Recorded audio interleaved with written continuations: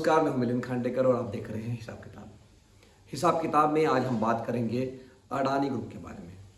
Adani group फिर से चर्चा में है क्योंकि स्विस कोर्ट ने एक फैसला सुनाया है और इस फैसले के बाद में अडानी ग्रुप का एक फ्रंटमैन कह लीजिए या उसको बेनामी व्यक्ति होने का जो आरोपी है, उसके जो स्विस बैंक में खाते थे उसमें 2600 करोड़ रुपये जो है वो फ्रीज कर दिए गए हैं।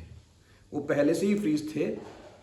इस बेनामी व्यक्ति ने अपील की थी कोर्ट में जाकर कि उसको डी फ्रीज किया जाए या पैसे रिलीज कर दिए जाए, लेकिन स्विस फेडरल कोर्ट जो वहाँ की सबसे बड़ा कोर्ट है उसने ये बात मानने से मना कर दिया। इसलिए ये जो 2600 करोड़ रुपये है ये अभी भी बैंक में फ्रीज रहेंगे, यानी जिसका खाता है वो इसका इस्तेमाल नहीं कर पाएगा। तो ये बात शुरू वहीं से हुई थी, हिंडनबर्ग से, लेकिन जो स्विट्जरलैंड का मामला है वो पहले से ही शुरू हो गया।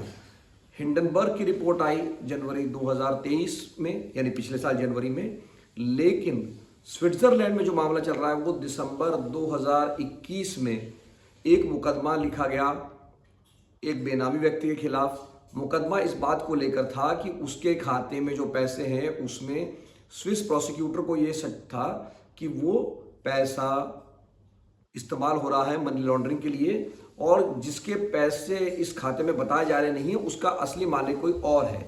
तो इस वजह से वो खाते फ्रीज होना शुरू हो गए और पिछले साल तक ये सिलसिला चलता रहा।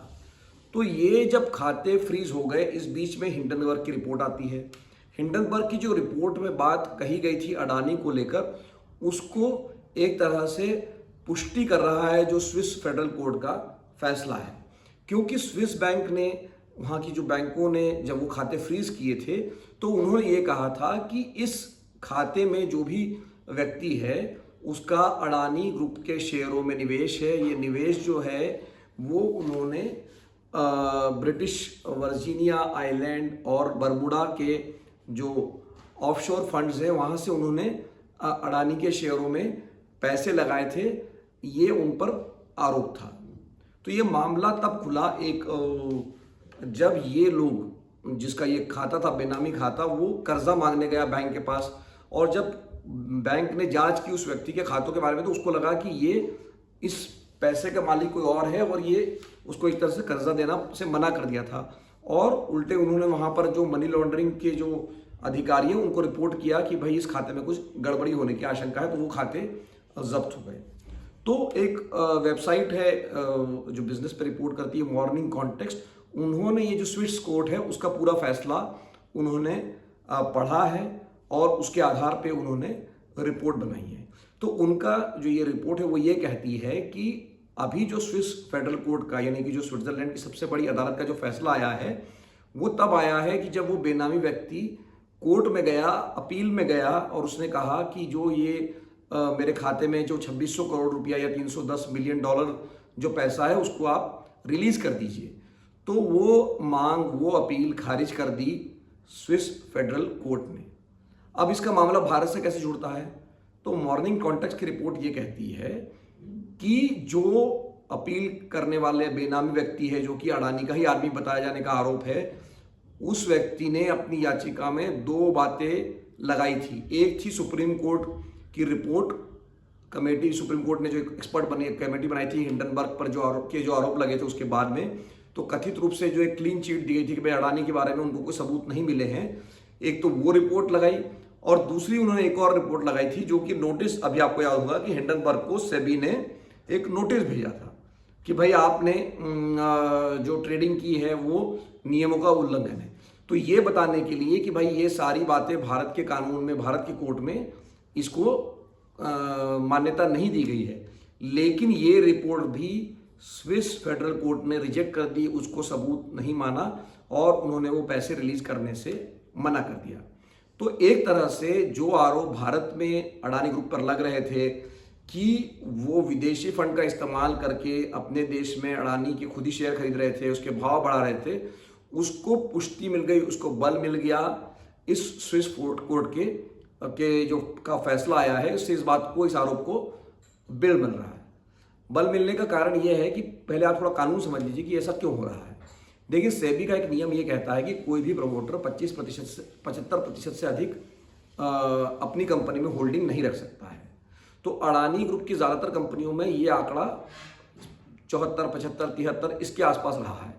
हिंडनबर्ग ने सबसे पहले ये आरोप लगाया था कि नहीं, ये 75% तो जो आपको दिखता है वो है, उसके अलावा भी जो है मॉरिशस के फंड, बरमुडा के फंड, इनके जरिए वो अपने ही पैसे लगा के भारत में उन्होंने शेयर खरीदे हैं, जो लगने के लिए तो विदेशी निवेश लगता है लेकिन एक्चुअली है वो अडानी ग्रुप का। ये आरोप लगे, सेबी की जांच हुई, इसमें कोई सबूत नहीं मिला। तो यही बात जब स्विस कोर्ट को बताई गई तो उन्होंने नहीं मानी, क्योंकि उनके पास जो स्विस अकाउंट था, जो स्विस बैंक में जिस व्यक्ति का अकाउंट था, उसके जो पैसे लगे थे वो अडानी ग्रुप के शेयरों में लगे थे और उस फंड में ज्यादातर पैसे अडानी के शेयरों में लगे हुए थे। तो कुल मिला के ये एक नियम का उल्लंघन है कि 75% से ज्यादा आपके अगर शेयर है तो सेबी आपके खिलाफ एक्शन ले सकता है, आपको जुर्माना लगा सकता है, आपके ऊपर आपको डीलिस्ट तक कर सकता है। तो ये इतना गंभीर मामला बनता है जो कि अब स्विस कोर्ट ने भी अपने टिप्पणी में कहा है कि भारत का जो सिक्योरिटी लॉ है, यानी शेयर बाजार की जो लॉ है, उसका उल्लंघन हुआ लगता है। तो अब बात यही हुई कि जब ये बात हिंडनबर्ग ने ट्वीट करके बताई पूरी दुनिया को कि भाई ऐसा कोई फैसला आया है, तो अडानी ग्रुप का जो रिस्पांस था वो दो तरह का था। पहला रिस्पांस उनका ये था कि ये जो है ये बदनामी हमारी करने की एक मुहिम चल रही है, लगातार चल रही है, उसी का ये हिस्सा है, हमारा इससे कोई लेना देना नहीं है। और दूसरी बात जो उन्होंने कही कि ये जो कोर्ट का फैसला, इसमें हमारा कहीं नाम नहीं लिया गया है, तो कहीं अडानी का सवाल ही नहीं, तो हमको क्यों जोड़ा जा रहा है। लेकिन जो यही बात जो मॉर्निंग कॉन्टेक्स्ट के जिसका मैं जिक्र कर रहा था, जिन्होंने ये खबर लगाई है, उन्होंने ये बताया है कि जो स्विट्जरलैंड में फैसले दिए जाते हैं वो एनोनिमस होते हैं, नाम जो होते हैं वो उनको सूडोनाम दे दिया जाता है। तो वहाँ पर आपके नाम की जगह ABC ऐसा लिखा रहता है, लेकिन उसमें उन्होंने जो वकीलों से बात की उससे बड़ा साफ साफ है कि ये फैसला अडानी ग्रुप को लेकर ही, अडानी के शेयरों को लेकर भी है। तो कुल मिला के अडानी ग्रुप पर फिर से आरोप लग रहे हैं। अब सवाल उठेगा कि क्या सेबी इसकी दोबारा जांच करेगा, क्या मामला दोबारा से सुप्रीम कोर्ट में जाएगा। अब ये बात अलग है कि खुद सेबी के चीफ ही जो है आरोपों के घेरे में है और लगभग हर रोज कांग्रेस पार्टी प्रेस कॉन्फ्रेंस करके सेबी चीफ पर आरोप लगा रही है कि वो जो उनका आचरण जो है वो कोड ऑफ कंडक्ट के विरुद्ध है और उनको इस्तीफा दे देना चाहिए।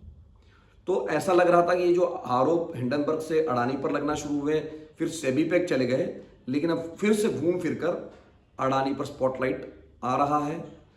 इस अगर जो संज्ञान अगर भारत में सेबी ना ले, सुप्रीम कोर्ट ना ले, लेकिन ये कहा जा रहा है कि जो अमेरिका का सिक्योरिटी एंड एक्सचेंज कमीशन होता है, SEC जो होता है, वो इसका नोटिस ले सकता है। तो अभी भी अडानी ग्रुप पर जो कहानी करीब 1.5-2 साल पहले शुरू हुई थी वो ख़त्म होने का नाम नहीं ले रही है। हिसाब किताब में आज के लिए इतना ही। ये वीडियो अगर आपको पसंद आया तो लाइक कीजिए, शेयर कीजिए और कमेंट कीजिए। कमेंट का जवाब मैं कमेंट बॉक्स में ही दूंगा या अगले हफ्ते वीडियो में वापस दूंगा। एक बार फिर से वीडियो देखने के लिए आपका धन्यवाद। नमस्कार। बिस्तक आपके लिए लाया है प्रीमियम मेंबरशिप प्रोग्राम, जहां आपको मिलेंगे कई सारे फायदे, जिनमें मार्केट न्यूज़लेटर, लाइव चैट पर आपके सवालों के सबसे पहले जवाब, मार्केट आउटलुक, वीकेंड पर मार्केट स्कैन, एंकर्स के साथ चैट और भी बहुत कुछ। इस प्रीमियम सब्सक्रिप्शन में 3 तरह के प्लान्स हैं, सिल्वर, गोल्ड और प्लैटिनम, जिनकी शुरुआत मात्र 159 रुपए महीने से होती है। इससे जुड़ना भी बेहद आसान है। बिस्तक के YouTube चैनल पर जाएं, ज्वाइन बटन पर क्लिक करें और अपना प्लान सिलेक्ट करें। बस बन गए आप हमारे प्रीमियम मेंबर।